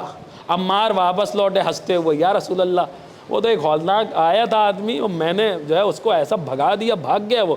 رسول نے کہا جسے تم آدمی کہہ رہے ہو وہ آدمی نہیں تھا، وہ قوم جن میں سے ایک کافر جن تھا۔ عمار تمہیں یہ شرف حاصل ہے کہ تم نے انسانوں سے بھی جنگ لڑی ہے اور تم نے جنات میں سے ایک جن سے بھی مقابلہ کیا ہے۔ عزیزان گرامی، اس فضیلت میں بھی عمار امیر المومنین سے کس طریقے سے ساتھی ہے کہ مولا نے بھی جنات سے جنگ کی ہے، اور کس موقع پہ جنگ کی ہے وہ جلدی سے 5 منٹ کے اندر وہ سن لیجئے اگر سننا چاہیں تو، اور اگر سننا چاہ رہے ہیں تو ایک صلوات پڑھ دے بلند آواز سے پر محمد اللہم صلی۔ مولا نے جنات سے کب جنگ کی ہے؟ ایک غزوے سے رسول اللہ واپس لوٹ رہے تھے، ایک جگہ پیاس کا غلبہ ہوا، قافلے میں پانی نہیں تھا۔ رسول نے کہا پانی کہاں سے آئے گا؟ امیر المومنین کو رسول نے کہیں بھیجا ہوا تھا کسی کام سے، کہا پانی کہاں سے آئے گا؟ تو کسی نے کہا یہاں تھوڑی دور پہ ایک کنواں ہے، اس کنویں میں پانی مل جائے گا۔ رسول نے سنا کہ کون ہے جو جا کر پانی کی سبیل کرے؟ تو وہاں جو تھے ان کا یا رسول اللہ وہاں پانی تو ہے مگر وہاں کوئی جا نہیں سکتا۔ کیوں نہیں جا سکتا؟ کہ وہاں پہ جنات رہتے ہیں۔ کیا ہوتا ہے کہ جو پانی لینے جاتا ہے تو کوئی واپس نہیں آتا ہے۔ رسول نے کہا میں اسے جنت کی بشارت دیتا ہوں جو اس وقت جائے اور جا کے پانی لے آئے۔ بشارت تو بڑی تھی، لیکن سامنے کون لوگ تھے؟ جو انسانوں کے مقابلے میں نہ ٹکے، وہ جنات کے مقابلے میں کیا جائیں گے؟ ایک آدمی دوسرے آدمی کو دیکھ رہا، کون ہے جو جنات سے لڑنے کے لیے جائے گا؟ حضرت ابو العاص ابن ربیعہ رضی اللہ تعالیٰ عنہ، ہماری جان قربان ایسے صحابی پر آگے بڑھ گیا، رسول اللہ میں جاتا ہوں پانی لے کر آؤں گا۔ نہیں لا پایا تو جام شہادت سے سیراب ہو جاؤں گا۔ دونوں صورتوں میں سیراب تو ہونا ہی ہے، یا پانی سے سیراب ہوں گے اس کنویں کے، یا جام شہادت سے سیراب ہو جائیں گے۔ وہ کنواں کہاں تھا؟ بئر العلم، بئر العلم کا کنواں۔ بھیج دیا ابو العاص کے ساتھ 2-4 کو لگایا کہ جاؤ جا کے دیکھو وہاں ہو کیا رہا ہے، رپورٹنگ کرو کہ وہاں کیا ماجرا ہے۔ وہ 2-4 حضرت ابو العاص کے ساتھ وہاں کنویں کے قریب پہنچے۔ ابو العاص نے ڈول باندھا، پوری توجہ کے ساتھ سنیے گا، اگر سننا چاہ رہے تو بزرگوں کا تو سنا ہوا واقعہ ہوگا، اپنے نوجوان بھائیوں کے لیے عرض کر رہا ہوں۔ ابو العاص نے جلدی سے ڈول باندھا، ڈول باندھ کے جو ہے وہ کنویں میں ڈالا۔ ادھر ڈول کنویں میں ڈالنا تھا، کسی نے جو ہے رسی کاٹ دی اس کی۔ ابو العاص نے کہا کس نے رسی کاٹی؟ کون ہے؟ نیچے سے کنویں سے آواز آئی، تم کون ہو؟ ابو العاص نے کہا میرا نام ابو العاص ابن ربیعہ ہے۔ کنویں سے آواز آئی کیا کرنے آئے ہو؟ کہنے لگے میں پانی لینے آیا ہوں۔ تم کون ہو؟ اندر سے آواز آئی میرا نام عامر ہے، میں یہاں قوم جنات کا سردار ہوں، میری اجازت کے بغیر کوئی پانی نہیں لے جا سکتا، جاؤ یہاں سے، پانی نہیں ملے گا۔ ابو العاص نے کہا اگر پانی نہیں لینے دو گے تو مقابلہ کرنے کے لیے باہر آؤ، میں تم سے مقابلہ کروں گا۔ لوگ جو رپورٹنگ کرنے گئے تھے وہ کہتے ابھی ابو العاص کا یہ کہنا تھا کہ اندر سے ایک شعلہ نمودار ہوا۔ نماز فجر کے بعد چلے تھے یہ لوگ اور ایک دم دن تھا، مگر اس کے باوجود وہ کہتے ہم نے دیکھا کہ تاریکی چھا گئی، ایک شعلہ نکلا اور ایک ہولناک آواز تھی، مگر اللہ اللہ ایسے صحابی ہو رسول کے تو ہماری جان قربان، جو رسول کے ایک فرمان پہ اپنی جان قربان کرنے کے لیے تلوار نکالی حضرت ابو العاص نے، اور اس اندھیرے میں اس شعلے میں کود پڑے، اور کچھ دیر بعد ابو العاص کی آواز آئی جاؤ جا کے رسول کو ابو العاص کا سلام پہنچا دو اور انہیں بتا دو کہ ابو العاص رسول میں قربان ہو گئے۔ ادھر ادھر سے یہ پیغام آنا تھا کہ یہاں تو یوں بھی قدم نہیں جم رہے تھے، ایک بہانہ اور مل گیا، دوڑتے ہوئے رسول کے بعد یا رسول اللہ ابو العاص شہید ہو گئے اور جو ہے وہ قربان ہو گئے۔ رسول نے انا للہ پڑھا، تھوڑی دیر بعد، ابھی تک تو صرف پانی کا مسئلہ تھا، لیکن اب تو پانی سے بات آگے بڑھ گئی تھی، اب تو پانی بھی لانا تھا اور ابو العاص کا انتقام بھی لینا تھا۔ رسول نے کہا کون ہے جو پانی بھی لائے اور ابو العاص کا انتقام بھی لے؟ دیکھیے بات صرف انسانوں کی نہیں تھی، اب تو بات جنات کی آ گئی تھی۔ وہی انتقام لے سکتا تھا جو امام الانس والجان تھا، جو انسانوں کا بھی امام ہے اور جنات کا بھی امام ہے۔ جس کام سے مولا کو بھیجا تھا مولا وہ کام پورا کر کے آ چکے تھے۔ رسول کے سامنے ایک مشکل تھی اور نظروں کے سامنے مشکل کشا موجود تھا۔ کون ہے جو جائے اور ابو العاص کا انتقام لے؟ امیر المومنین آگے بڑھے، یا رسول اللہ مجھے اجازت دیجئے، میں جاتا ہوں ابو العاص کا انتقام لیتا ہوں۔ رسول نے علی کو رخصت کیا، گلے لگا کے رخصت کیا۔ مولا چلے ساتھ میں پھر دو چار کو لگایا کہ جا کے رپورٹنگ کرنا، بتانا تو صحیح کہ وہاں ہوا کیا۔ اب میری طرف دیکھیے گا، بس جب بہت جلدی میری طرف دیکھیے گا۔ بیر العلم کے کنویں کے پاس پہنچے، مولا نے ڈول ڈالا، کاٹ دیا گیا۔ دوسرا ڈول ڈالا، وہ بھی کاٹ دیا گیا۔ تیسرا ڈول ڈالا، وہ بھی کاٹ دیا گیا۔ کون؟ میں عامر۔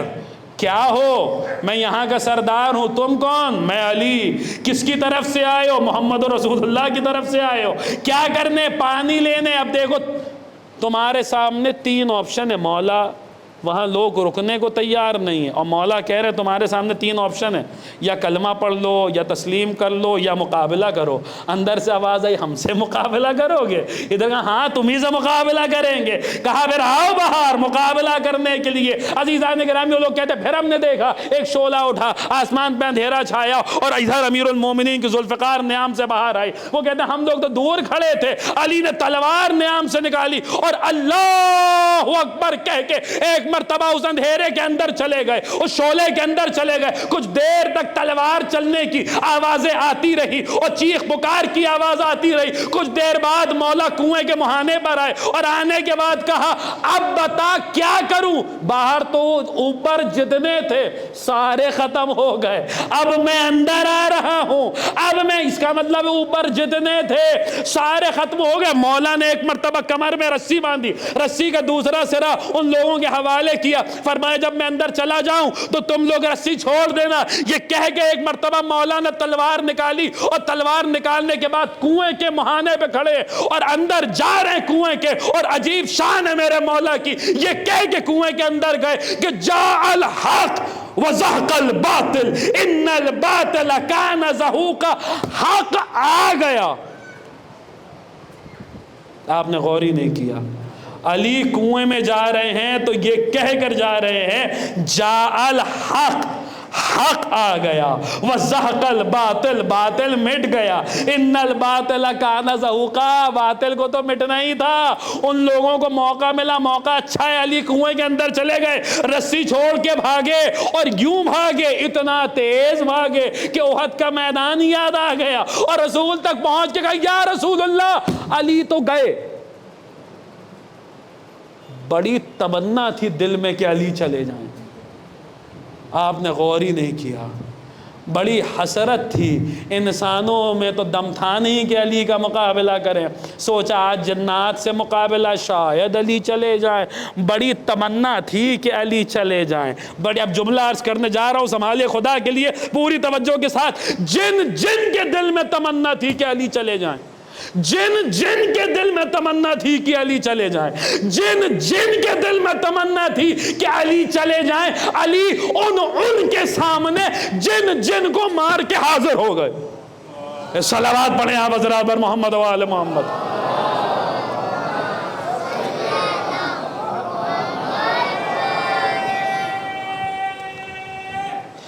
حیدری.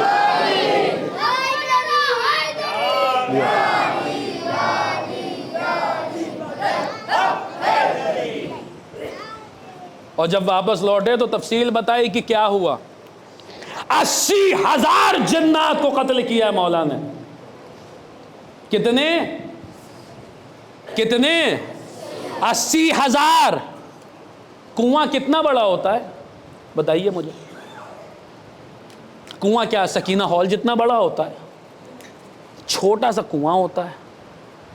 مولا نے 80,000. چلیے جنات تو میٹا فزیکل ہے, وہ تو آ سکتے, سمجھ میں آتا, لیکن تلوار چلانے کے لیے جگہ تو چاہیے.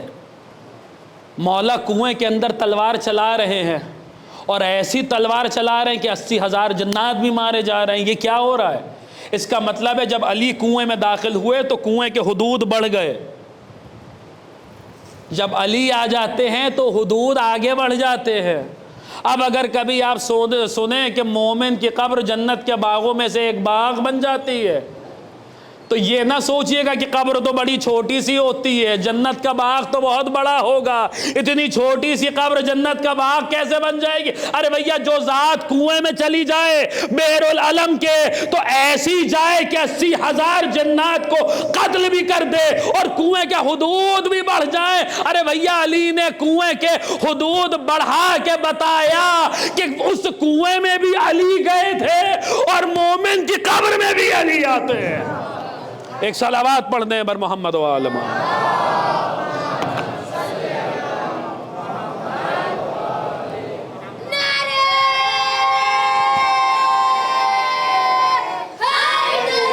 یا علی. بہت جلدی جلدی سنیے گا عزیزان گرامی. عمار رسول کی خدمت میں, بہرحال اس فضیلت میں بھی عمار نے بھی جن سے جنگ کی اور مولا نے تو جنات سے جنگ لڑی. ایک دن کیا ہوا کہ عمار اور حضرت حذیفہ یمانی کہیں تشریف فرما تھے. یہودیوں سے کچھ مناظرہ ہو رہا تھا. جنگ احد کے بعد کی بات تھی. یہودیوں نے کہا دیکھا احد میں کیا ہوا, اگر تم سچے ہوتے تو احد میں بھی وہی ہوتا جو بدر میں ہوا تھا, مگر احد میں دیکھو کیا ہوا.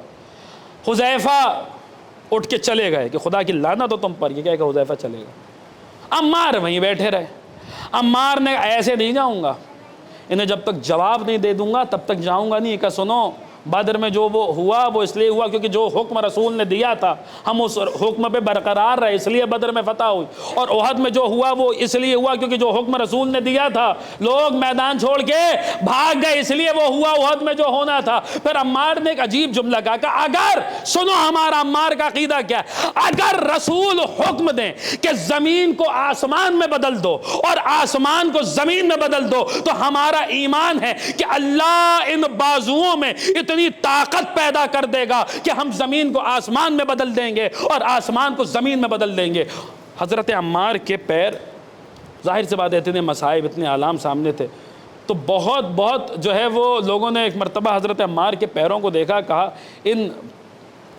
ان پیروں سے, اتنے نحیف و لاغر پیروں سے تم یہ باتیں کر رہے ہو کہ تم زمین کو آسمان میں بدل دو گے, آسمان کو زمین میں بدل دو گے. عمار واپس رسول کی خدمت میں آئے.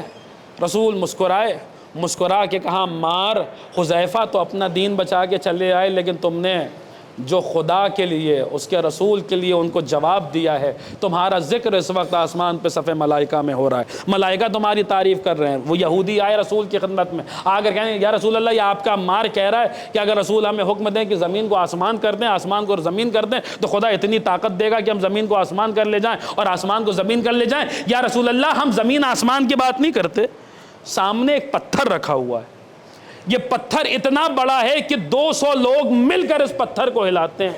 آپ عمار سے اتنا کہہ دیجئے, زمین آسمان تو بہت دور کی بات ہے, اپنی نحیف و لاغر پیروں سے چل کے جائیں اور جا کے ذرا اس پتھر کو اٹھا کے دکھائیں. زمین آسمان 200 آدمی مل کے اس پتھر کو ہلاتے ہیں. رسول نے ایک مرتبہ عمار کی طرف دیکھا, دیکھ کر کہا عمار جاؤ, میں حکم دے رہا ہوں کہ جا کر پتھر اٹھاؤ، جانا وہاں جا کر کہنا خدا تجھے محمد اور آل محمد کے حق کا واسطہ اس پتھر کو میرے لیے ہلکا کر دے۔ عمار قریب آئے پتھر کے اور کہتے خدایا تجھے محمد اور آل محمد کا واسطہ اس پتھر کو میرے لیے ہلکا کر دے۔ یہ کہہ کہ وہ پتھر جسے 200 لوگ مل کر جنبش دیتے تھے، عمار نے ایک مرتبہ دونوں ہاتھ اس پتھر کے نیچے رکھے اور یہ لوگ دیکھتے رہے کہ وہ پتھر عمار کے ہاتھوں پہ بلند ہوا، اور عمار نے ایک مرتبہ دونوں ہاتھوں کو آسمان کی طرف اٹھایا اور اٹھا کے مسکرا کے کہا یا رسول اللہ اس وقت اس پتھر کا وزن میرے ہاتھوں میں ویسا ہی ہے جیسے کسی نے میرے ہاتھ پہ ایک تنکا رکھ دیا ہو، جیسے کسی نے میرے ہاتھ پہ ایک تنکا رکھ دیا ہو۔ عزیزان گرامی، عمار اپنا اختیار دکھلا رہے ہیں اور علی کا اختیار سمجھا رہے ہیں کہ اگر کبھی سنو کہ امیر المومنین نے باب خیبر اس طریقے سے اکھاڑا تو کبھی حیران نہ ہونا، دیکھنا جب غلام کا اختیار یہ ہے تو امام کا اختیار کیا ہوگا۔ عزیزان گرامی، عمار صرف یہیں پہ نہیں رکے، اب تو جذبہ ایمانی بہت بڑھ گیا تھا۔ عمار ہاتھوں پہ وہ پتھر اٹھائے ہوئے تھے، نظروں کے سامنے دور ایک پہاڑ تھا، عمار نے ایک مرتبہ وہ پتھر پہاڑ کی طرف پھینکا اور تاریخ نے لکھا، لوگوں نے دیکھا اتنا دور وہ پہاڑ تھا مگر اس کے باوجود وہ پتھر جاتا ہے اور جا کے پہاڑ پہ گر جاتا ہے۔ عمار خوشی خوشی رسول کے قریب آتے ہیں، رسول عمار سے کہتے ہیں عمار، اب سنیے گا مفہوم نقل کر رہا ہوں، صرف یہیں پہ بات تمام نہیں ہوتی، عمار جاؤ ذرا جا کے اس پہاڑ کی جو دور پہاڑ ہے اس کی بلندی پہ جاؤ، وہاں ایک اس سے بڑا پتھر ہوگا، وہ بھی اٹھا کے انہیں دکھلاؤ، وہ بھی اٹھا کے انہیں دکھلاؤ۔ عمار کہتے میں 2 قدم چلا ہی تھا، اللہ نے میرے لیے طی الارض کر دیا، 2 قدم چلا ہی تھا کہ اس پہاڑ کی بلندی پہ پہنچ گیا،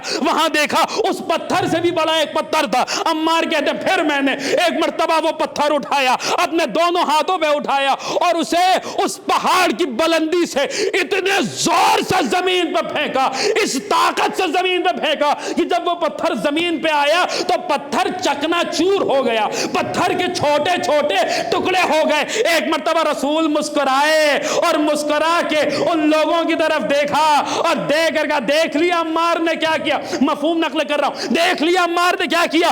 رسول نے کہا اب سنو، اس سے بڑی بات سنو، اگر کوئی بندہ جو پتھر عمار نے اٹھایا تھا اس کا وزن کیا ہے، اگر کوئی بندہ زمین اور آسمان کے برابر گناہ جس نے کیے ہو، پوری توجہ کے ساتھ سنیے گا، اگر کوئی بندہ ایسا ہو جس نے اتنے گناہ کیے ہو جو زمین اور آسمان کے وزن کے برابر ہے، مگر وہ سچے دل سے توبہ کر لے اور ہم اہل بیت کی محبت اس کے دل میں موجود ہو، تو اللہ اس کے گناہوں کو ایسے چکنا چور کر دیتا ہے جیسے عمار نے اس پتھر کو چکنا چور کیا ہے۔ اور یہیں پہ نہیں رکے، رسول آگے بڑھے کہ اگر کوئی ہمارا دشمن ہو اور اتنی عبادتیں کرے جتنا وزن زمین اور آسمان کا ہے تو اللہ اس کی عبادتوں کو ایسے چکنا چور کرتا ہے جیسے عمار نے اس پتھر کے ٹکڑے ٹکڑے کیے۔ ایک صلوات پڑھ دیں بر محمد و عالم۔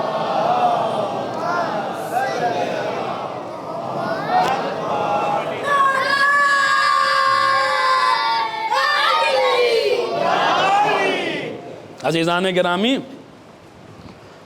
عمار یاسر، رسول اللہ نے رسول عمار کو اتنا چاہتے تھے، اتنا چاہتے تھے۔ جنگ خندق میں جب خندق کھودی جا رہی ہے، عمار ہیں جو خندق کھود رہے ہیں، پھر ایک وی آئی پی پرسنالٹی جس کا نام نہیں لیا جا سکتا وہ پاس سے گزرے، بہت پیسے والے بننے کا انہیں شوق تھا، وائٹ کالرڈ۔ ہم یہ سب چھوٹے موٹے کام تھوڑی نہ کرتے ہیں، یہ تو کدال سے زمین کھودنا، جیسے آج عزاداروں کو تبرک کھلانا، تبرک تقسیم کرنا، عزا کا فرش بچھانا، یہ ہم تھوڑی نہ کریں گے، ہمارے گھر کے نوکر کریں گے، یہ کریں گے وہ کریں گے، ہم کیوں کریں گے، ہم تو بڑے آدمی ہیں۔ ویسے ہی ساتھ میں عمار کے بھی گزرے، ہم تو یہ کام نہیں کریں گے، جیسے ہم تو بڑے آدمی ہیں۔ بھول گئے تمام عمر کے خیر العمل سے بہتر ہے عزا کا فرش بچھانا، سمیٹنا رکھنا۔ عزیزان گرامی، ہاں یہ کیا معاملہ ہے، ہم تو بڑے آدمی ہیں۔ گزر رہے تھے عمار کے پاس سے، دھول اڑی ان کے سفید سفید خوبصورت اچھے نفیس کپڑے پر دھول آ گئی، منہ پہ رومال رکھے ہوئے، عمار تم نے دیکھا میرا کپڑا گندا کر دیا؟ عمار مسکرائے۔ ایک شعر پڑھا جس کا مفہوم کچھ یوں ہے کہ جو اللہ کے خاص بندے ہوتے ہیں وہ راتوں میں اپنی راتیں مصلے پہ گزارتے ہیں اور دن میں اللہ کی راہ میں کبھی تلوار چلاتے ہیں کبھی کدال چلاتے ہیں، کبھی تلوار چلاتے ہیں کبھی کدال چلاتے ہیں۔ وہ دوڑ کہاں پاتا، خیر جیسے بھی اپنا جو تھا وہ رسول کی خدمت میں پہنچا اور پہنچ کے کہتا یا رسول اللہ کیا ہم اس لیے ایمان لائے تھے کہ کنیز زادے ہمیں تانا دیں؟ کیا ہم اس لیے ایمان لائے تھے کہ کنیز کا بیٹا ہمیں تانا دے؟ ابھی رسول کچھ بولتے ہی اس سے پہلے آیت چلی آئی، ترجمہ سن لیجئے، فوراً آیت چلی آئی جس کا مفہوم، جس کا خلاصہ یہ ہے کہ رسول ان سے کہہ دیجئے کہ انہوں نے اسلام قبول کر کے اللہ پہ احسان نہیں کیا ہے بلکہ اللہ نے انہیں اسلام کی دولت سے نواز کر خود ان کے نفسوں پر احسان کیا ہے۔ ایک صلوات پڑھ دے پر محمد و آل محمد۔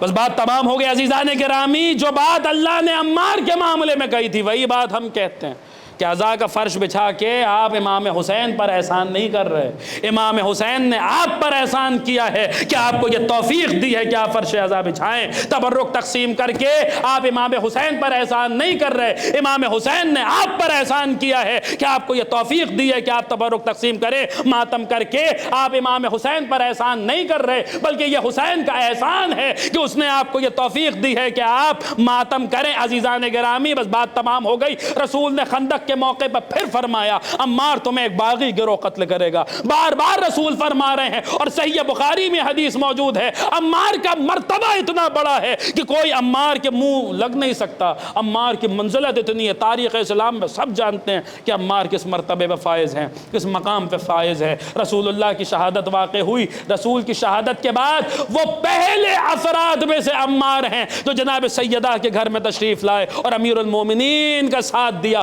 ان لوگوں میں سے ایک حضرت عمار یاسر ہے اور حکومت کو یہی بات بری لگی، جناب عمار کے بڑے مظالم وہ جناب عمار پر ان کو جو ہے وہ زد و کوب کیا گیا، اور پھر جب جلا وطنی کرنے کی بات آئی تو ایک مرتبہ امیر المومنین تلوار لے کر آئے اور کہا کہ علی کے صبر کا امتحان نہ لیا جائے، عمار کو علی سے جدا نہ کیا جائے۔ عزیزان گرامی عمار عشق اہل بیت میں اس طریقے سے ڈوبے، میں اپنے جملے نہیں پیش کر رہا، قاضی نور اللہ شوستری شہید ثالث رضوان اللہ تعالیٰ علیہ ان کے جملے مجالس المومنین میں فرماتے ہیں عشق اہل بیت عمار کے خون میں، عمار کے گوشت میں رچا بسا ہوا تھا۔ یہی وجہ تھی کہ عمار نے کبھی بھی امیر المومنین کا ساتھ نہیں چھوڑا، ہر لمحہ غیر کے آگے کبھی سر تسلیم خم نہیں کیا۔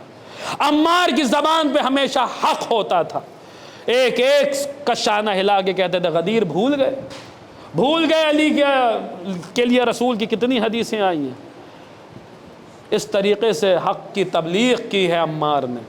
عزیزان گرامی رسول اللہ نے بارہا وہ حدیث یاد رکھیے گا، عمار تمہیں ایک باغی گروہ قتل کرے گا، بلکہ ایک موقع پر جناب ام سلمہ سلام اللہ علیہ روایت کرتی ہیں، ام المومنین روایت کرتی ہیں کہ رسول اللہ نے یہی جملے ارشاد فرمائے اور ایک جملے کا اضافہ کیا، عمار دنیا میں تمہاری آخری غذا دودھ کا ایک شربت ہوگا۔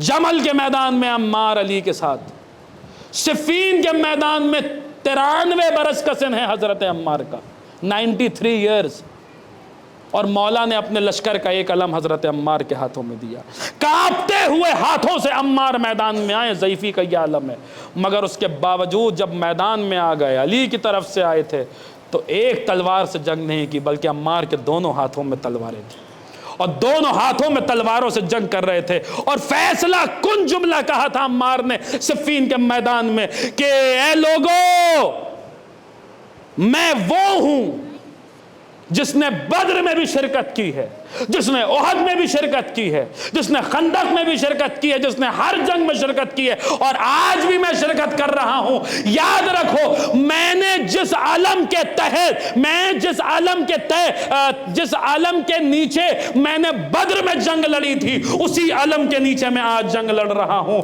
اور یاد رکھنا دو پرچم ہے، دو علم ہے، جو علم کل بدر میں رسول لے کر آئے تھے وہی علم آج صفین میں میں علی لے کر آئے ہیں، اور جو علم کل بدر میں رسول کے مقابلے پر آیا تھا وہی علم آج صفین میں علی کے مقابلے پر آیا ہے۔ فیصلہ کن تقریر تھی حضرت عمار کی، جنگ کرتے رہے، ضعیفی 93 برس کا سن، پیاس لگی، گھوڑے سے اترے، ایک ساقی پانی لے کے، پانی ہے تو اس نے کوزے میں پانی کے بجائے دودھ کا شربت کوزے میں نکالا۔ عمار نے دودھ دیکھا، سمجھ گئے کہ یہ آج عمار کا آخری دن ہے دنیا میں۔ رسول نے فرمایا تھا عمار اس دنیا میں تمہاری آخری غذا دودھ کا جام ہوگا۔ عمار نے وہ دودھ کا جام پیا، اور کچھ ہی دیر بعد حضرت عمار پہ وار ہوا، اس کے بعد حضرت عمار کی شہادت واقع ہو گئی۔ امیر المومنین نے عمار کی شہادت کے بعد کہا تھا کہ اس شخص کا اسلام میں کوئی حصہ نہیں ہے جسے عمار کی شہادت کا غم نہیں ہے۔ کتنی بڑی بات ہے، اب اس بات کو محسوس کیجئے۔ جب لوگ عمار کو قتل کرنے کے بعد 10 لوگ ایسے تھے جو دعویٰ کر رہے تھے میں نے عمار کو مارا، میں نے حاکم شام کے پاس پہنچے، ہمیں انعام دے، ہم نے عمار کو مارا، ہم نے اس وقت عمرو عاص نے کہا تھا یہ لوگ اس بات پہ جھگڑا کر رہے ہیں کہ جہنم میں پہلے کون جائے گا، کیا تم نے رسول کی حدیث نہیں سنی کہ رسول نے کہا تھا کہ عمار کو ایک باغی گروہ قتل کرے گا؟ کون تھا، کس نے عمار کو قتل کیا؟ مشہور ترین حدیث ہے عزیزان کرام، عمار جام شہادت سے سیراب ہو گئے۔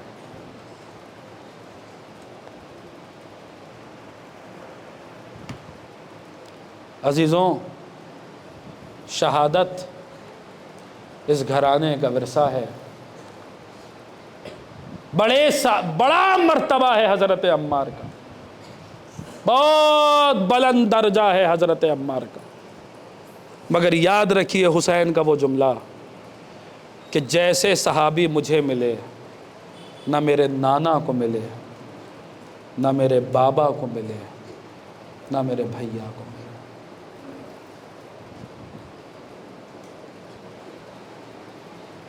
عزیزوں، حسین کا ہر صحابی اس منزل پر ہے کہ رسول کا ہر صحابی حسین کے صحابی کو سلام کر رہا ہے۔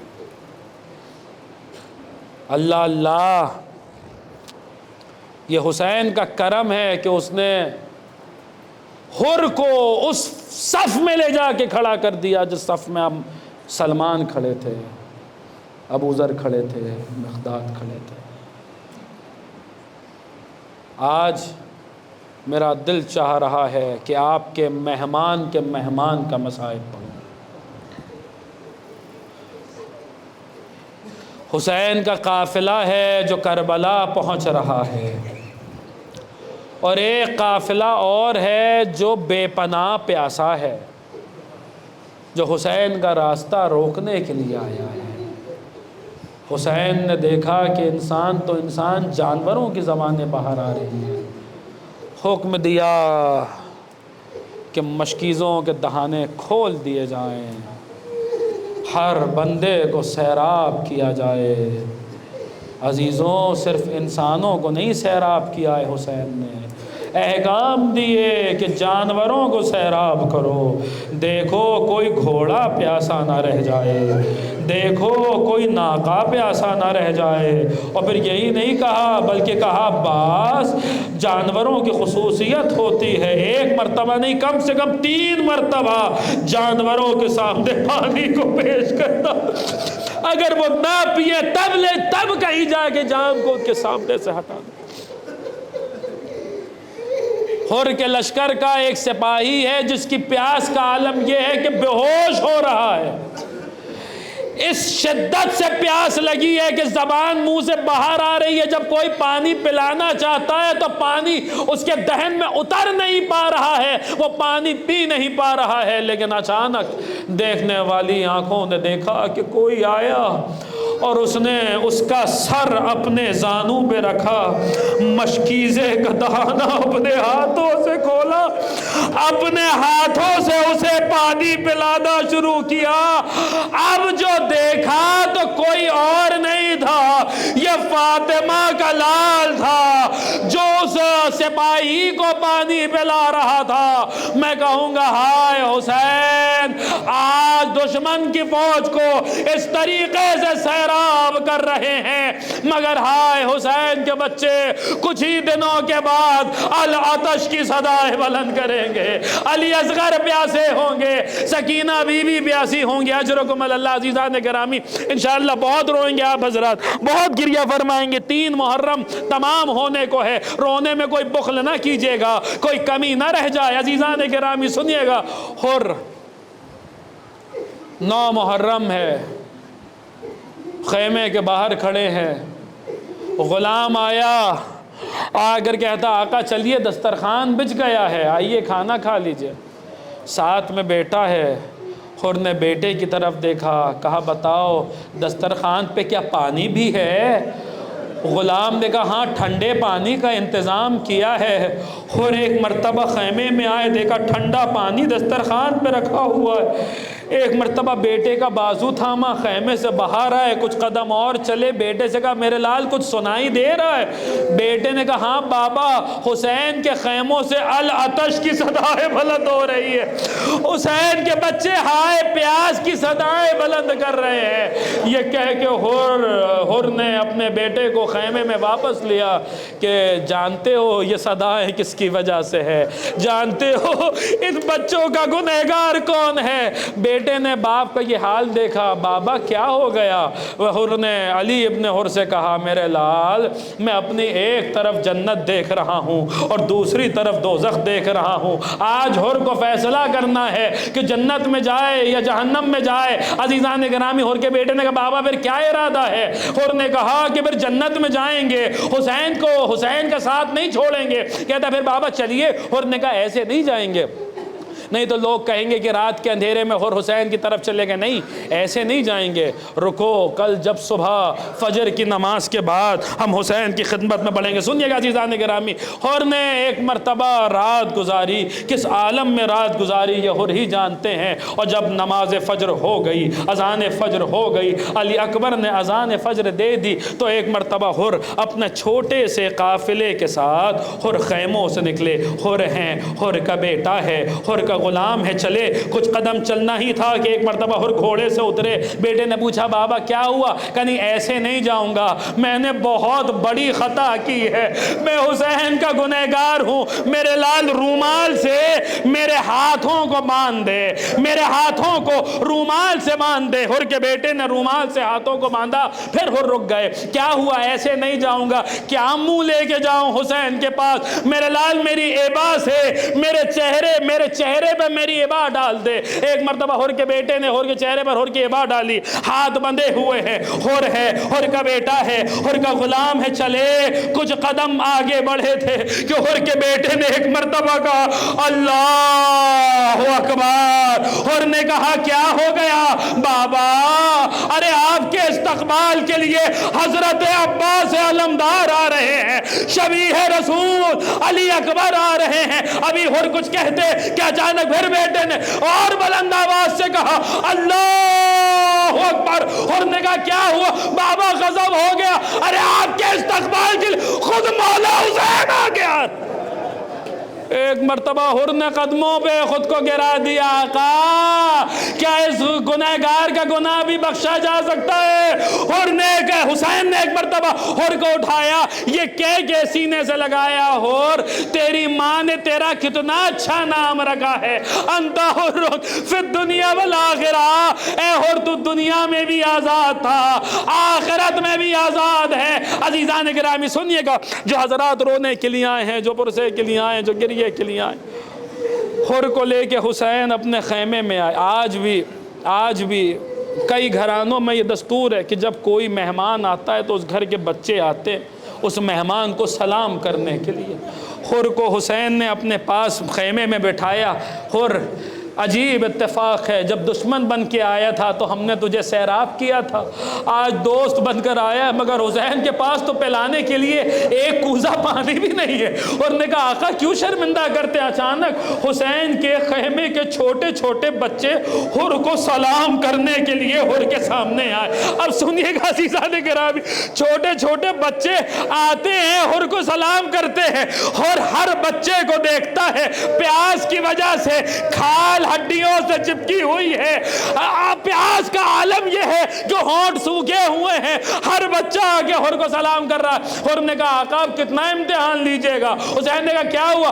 آقا میں تب مانوں گا جب آپ نے مجھے بخش دیا، اگر آپ میرے بیٹے کو میدان میں جانے کی اجازت دے۔ اب سنیے گا، جو اولاد والے یہاں بیٹھے ہوئے ہیں، جو صاحبان اولاد تشریف فرما ہے، حسین نے حر کے بیٹے کو اجازت دی۔ علی ابن حر میدان میں آیا، تاریخی جنگ لڑی، تاریخی جہاد کیا، اور اس کے بعد جب جنگ لڑتے لڑتے کچھ زخم لگے اور گھوڑے سے زمین پہ آنے لگا علی ابن حر، تو ایک مرتبہ اپنے باپ کو آواز دی۔ حضرت حر جب خیموں سے نکلے اور چاہتے یہ ہیں کہ اپنے بیٹے کے لاشے پہ جائیں، اچانک پیچھے سے کسی کی آواز آئی، اے حر کیا بوڑھا باپ بھی جوان بیٹے کا لاشا اٹھاتا ہے؟ اے حر کیا بوڑھا باپ بھی جوان بیٹے کا لاشا اٹھاتا؟ میں کہوں گا اے آقا حسین، ابھی تو آپ حر کو روک رہے ہیں کہ جوان بیٹے کا لاشا ضعیف باپ نہیں اٹھاتا، مگر ہاں اب سے کچھ دیر بعد علی اکبر جیسے جوان کا لاشا ہوگا، حسین جیسا بوڑھا باپ ہوگا۔ اجرکم اللہ، اجرکم اللہ۔ بس آخری جملے مجلس تمام ہو گئی۔ عزیزان گرامی، حسین گئے، علی ابن حر کا لاشا لے کے خیمے میں آئے، بیویوں سے کہا رونے میں کوئی کمی نہ ہو، حر کو یہ احساس نہ ہو کہ یہاں پہ رونے والا کوئی نہیں ہے۔ بیویوں نے علی ابن حر کا ماتم کیا، گریہ کیا۔ عزیزان گرامی، حر نے اجازت طلب کی۔ بس آخری جملے، مجلس تمام ہو گئے، انشاءاللہ جب جب یاد آئے گا، جب جب روئیں گے میری طرف دیکھیے گا۔ حر نے اجازت طلب کی۔ حسین نے کہا حر کیا کوئی میزبان اپنے مہمان کو بھی مرنے کی اجازت دیتا ہے؟ حر نے کہا آقا اب اجازت دیجئے، اب برداشت نہیں ہوتا۔ اب بالآخر حر میدان میں گئے، تاریخی جنگ کی، حر بھی زخمی ہوئے، زمین پہ آئے، حسین کو آواز دی، حسین ایک مرتبہ حر کے قریب آئے۔ اب ذرا میری طرف دیکھیے گا، آخری لمحات تھے حضرت حر کے، حسین حر کے سرہانے آئے، دیکھا حر کے لب ہل رہے ہیں، حسین اپنے کانوں کو حر کے لبوں کے قریب لے گئے۔ کیا کہہ رہے ہو؟ حر نے کہا آقا میں نے بڑا گناہ کیا ہے، مجھے کوئی ایسی نشانی دے دیجئے کہ جس سے معلوم ہو دنیا کو کہ آپ نے مجھے بخش دیا۔ ابھی حر کا یہ کہنا تھا کہ حسین نے اپنے پاس سے ایک رومال نکالا۔ اے حر جانتے ہو یہ کس کا رومال ہے؟ نہیں آقا۔ اے حر یہ میری ماں فاطمہ نے اپنے ہاتھوں سے دیا۔ یہ کہہ کے حسین نے حر کے ماتھے پہ زہرا کا رومال باندھا۔ میں کہوں گا حر آج آخری بات، تیرے سرہانے حسین موجود، تیرے زخم پہ رومال باندھ دیا گیا، لیکن ہاں جب حسین میدان میں آئے کوئی نہیں جو حسین کے زخموں پہ مرہم لگا، جو حسین کے زخموں پہ پٹی اللہ لعنت اللہ علی الظالمین۔ انا للہ و انا الیہ راجعون۔ اللہم عجل ولیک الفرج۔